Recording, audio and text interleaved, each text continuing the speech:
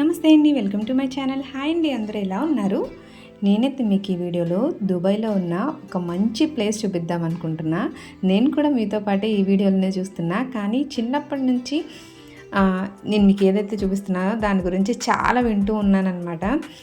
So నాకు తెలిసినవి మీతో షేర్ చేసుకుందామని ఈ వీడియో అయితే పెడుతున్నానండి.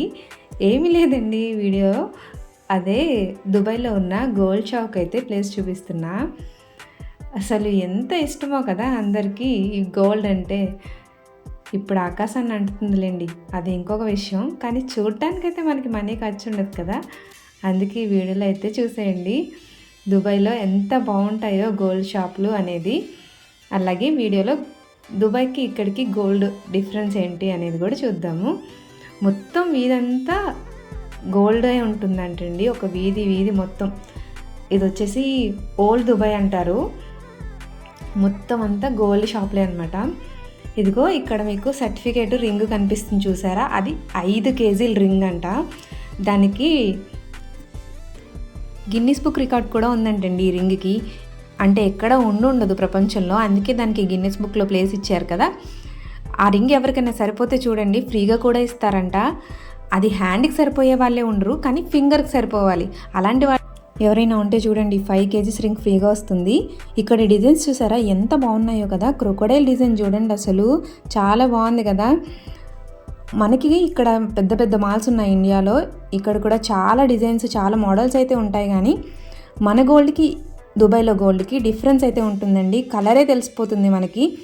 ఇక్కడ మనం ఆల్మార్క్ 22 క్యారెట్స్ గోల్డ్ తీసుకున్నా దాన్ని ప్యూరిటీ టెస్ట్ చేపిస్తే మనకి అందులో ఎంత శాతం రాగి ఉంది అనేది కూడా తెలుస్తుంది. కానీ దుబాయ్లో అచ్చంగా 22 క్యారెట్స్ గోల్డే ఉంటుంది. అంత మంచి డిజైన్స్ చేయడానికి కూడా వాళ్ళు రాగి జింక్ లాంటివి కలపరంటండి, అందుకే గోల్డ్ అంత ఎల్లోయిష్గా ఉంటుంది.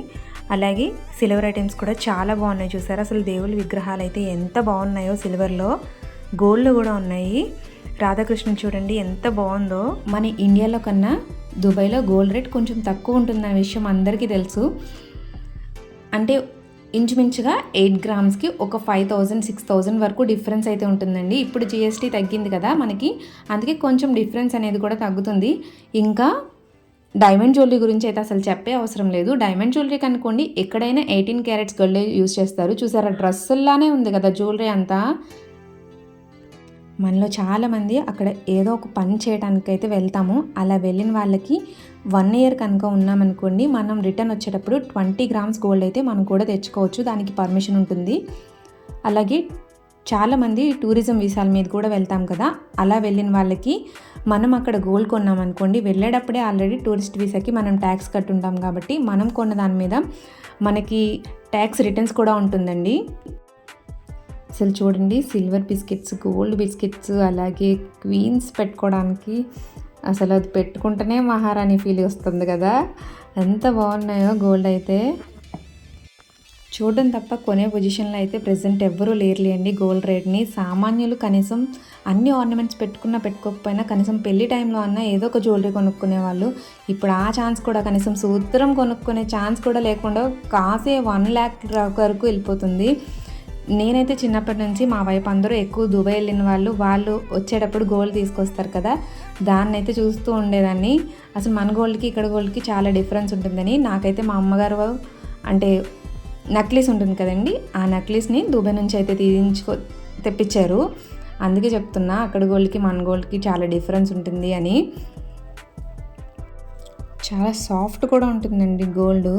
మన గోల్డ్ కొంచెం ఆర్నమెంట్స్లోకి వెళ్తే కొంచెం గట్టిగా ఉంటుంది. ఇక్కడ దుబాయ్ నుంచి తెచ్చుకుంటే ఆర్నమెంట్స్ మాత్రం చాలా జాగ్రత్తగా వాడుకోవాలి, ఎందుకంటే చాలా మెత్తగా ఉన్నట్టు కూడా ఉంటుంది గోల్డ్. ఇదండి దుబాయ్లో గోల్డ్ షాప్. మీ అందరికీ ఈ వీడియో నచ్చిందనే అనుకుంటున్నా. వీడియో నచ్చితే లైక్ చేయండి. Thank you for watching.